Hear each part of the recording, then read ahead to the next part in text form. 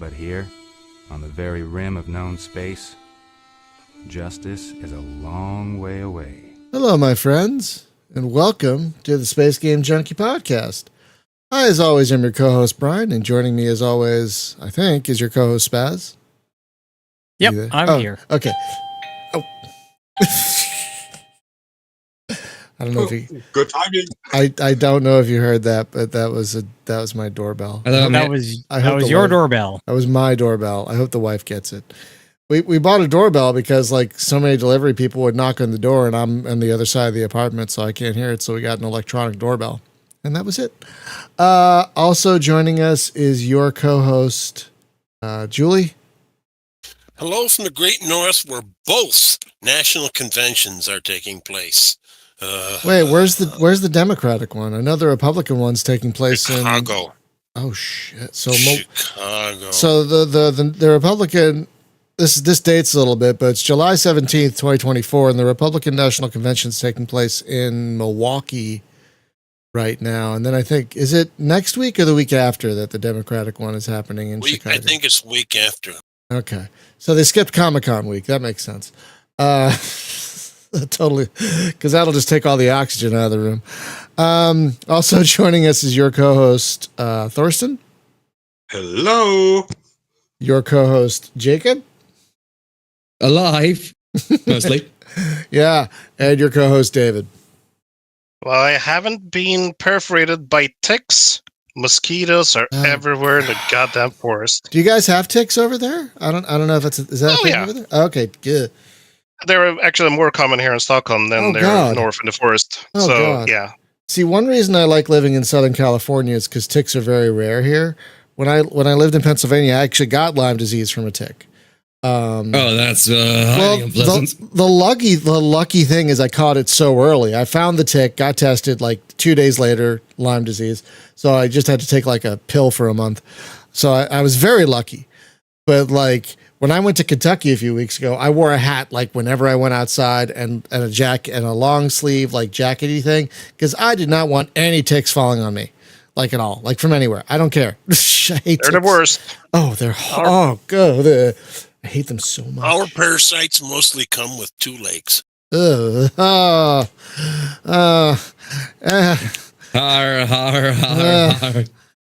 If we have an editor, like we need to do a Monty Python bit where there's like green letters that read satire. So, friends, we haven't done a checkup. A checkup might also be appreciated. Yeah, a check-in in about 2 months. And we try to do these between every 4 to 6 weeks. And I realized we haven't done one in like a while. So we do these to talk about what we've been playing and how we're doing. And we find it's good for everyone's mental health. And this includes you also as well, folks in the chat. It's always good to talk about things. And I want to talk about, I want to start by getting a little political. I want to talk about the reason my mental health is in the crapper right now is because there was, a few days ago, an assassination attempt on Republican president candidate Trump. And I'm just going to be honest. I'm not a fan of Trump in any way, shape, or form. It's still awful. It's still sobering. It's still terrible. Like that should hopefully never happen. So that like, it's just a mix of emotions after that. Like what happens now? Like it's just, I was a child when the last like presidential assassination attempt happened, which was Reagan, and I was like 9. So the gravity of it didn't hit me. But now, the gravity of such a thing has hit me. It's like, oh my God. So my mental health is not great right now because of all this stuff. And I'm very tired because yesterday we went to we drove down to San Diego to visit a friend who was in town, and we went to the San Diego Zoo. Now, if you've never been to the San Diego Zoo, it's one of the largest zoos in the world. It's not the largest zoo in the world. That's in Ohio, believe it or not. It's one of the largest zoos in the world, and I got so many steps in. I am so tired. I got so many steps in. It was great though. We saw red pandas and meerkats, and we saw a lot of great stuff. But oh my god, I'm tired. So tired. So that's not helping my mental health either. But other than that, like I can't really complain too much. I'm employed, and the weather's not bad. Like America right now is getting hit by a horrible heat wave. Like most, you too? Yeah. Most of the country has been just in well over the hundreds, and because we're near the coast, it hasn't hit us so bad yet. So we're pretty, knock on IKEA wood, lucky in that regard. But we know it's coming. We know it's coming. But what I've been playing lately is I started over in Assassin's Creed Odyssey. My first Assassin's Creed was Origins, really, and I liked it. But at one point, I got like stuck and overwhelmed, and I'm like, I hear Odyssey is better. And then I played like 10 hours and stopped, and I didn't remember why I stopped. So when I restarted, I'm like, I got to a point where like, oh, now I remember why I stopped. Because, okay, so in Assassin's Creed Odyssey, there are 3 types of damage you can do. Warrior damage, which is like, sword and board, like I'm going to run up and slice you with a sword. Hunter damage, which is more bow stuff. And assassin damage, which is backstabby, sneaky. And I've pretty much geared my character toward the sneaky, stabby damage. So I do a lot of assassination damage, but not and a decent amount of hunter damage, but not much warrior damage. But there's a part in the campaign where you have to join this like massive battle to take over a province. And there's no sneaky. You have to run around and like kill everyone to their face. And they don't tell you, they don't prepare you for this at all. It's just suddenly you're in this massive fight. And if you haven't geared properly, you're going to die a lot. So that's why I stopped last time. It is possible to brute force your way past that point, but if you know it's coming, you can prepare a bit better for it. Yeah, I did not know it was coming. I forgot. So now what I'm doing is I'm going around the map and like skilling up and finding some warrior stuff to boost my warrior stats, and then I'll go back to it and try again. Another way I'm having more fun with Odyssey is I'm treating it more like Skyrim.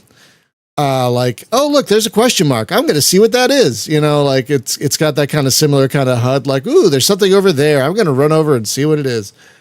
And the nice thing about these newer Assassin's Creed games, is that you have a birdie that you can use to scout ahead to see how like where the enemies are and how strong they are.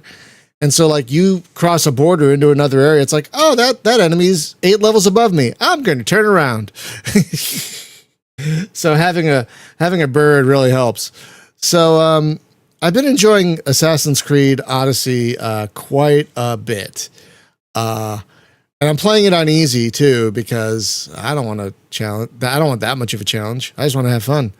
And I'm really liking Cassandra. I like her better than the other guy. Whose name I forget, Christos, whatever his name was. I don't remember.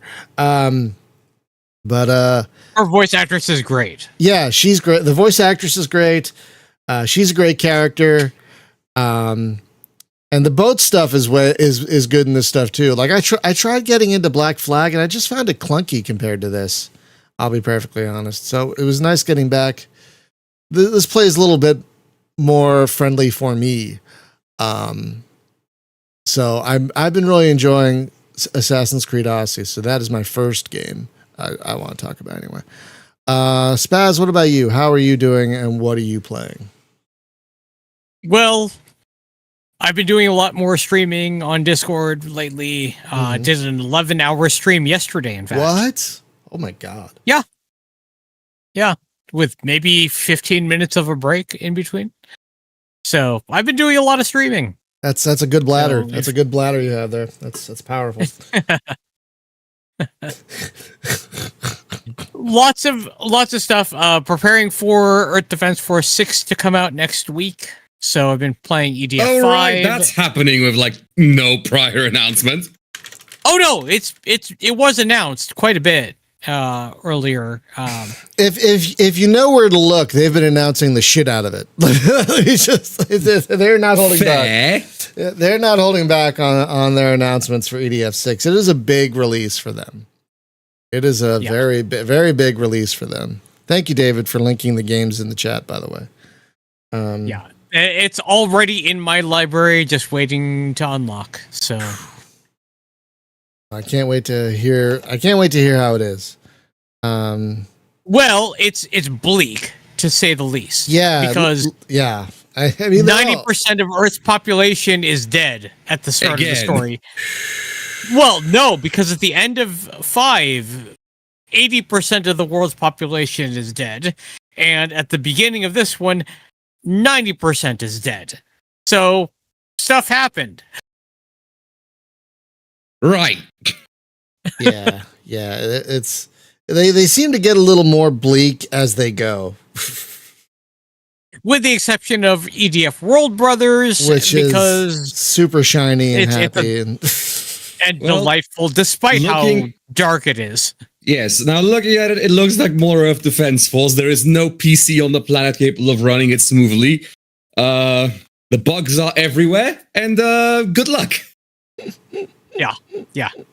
I still find it immensely amusing when I was watching the previews for EDF5 that in the E3 official previews the gameplay was slowing down because there was literally no way, there was no computer on Earth that could handle the sheer amount of destruction that is happening and maintain a stable frame rate. There literally isn't. And that's kind of the point, because they even reduced the graphical fidelity specifically so that that frame rate is smoother. Which did something. Yeah, it did. It did quite a bit. If you play EDF5 now, it is very much in that vein. Yeah, my computer is on the older side, and it ran EDF5 without a problem, with tons of bugs on the screen, and in co-op also. They definitely have gotten streaming. Yeah, they've definitely gotten better at dealing with it upon launch. Like it makes sense that like a trailer or a preview might be a little janky, but they've done a good job of optimizing their engine to run on more potatoes like mine. But we do have to turn. I did have to turn some stuff down. I think. I don't think I could play it in like ultra or something. Which is fair. Yeah. Not that you necessarily need to, because no. I saw some people complaining on the Steam forum for EDF6 that it looks a lot like EDF5 and it looks like a PS4 game, and well, what? I want to say I can see argument number one. The game does kind of look similar to the previous one. I'm not seeing that many differences. That's not a problem. That's really not a problem. But that's apparently bad. Yeah. Right, but they see that as a bad thing, but then you realize, wait a second,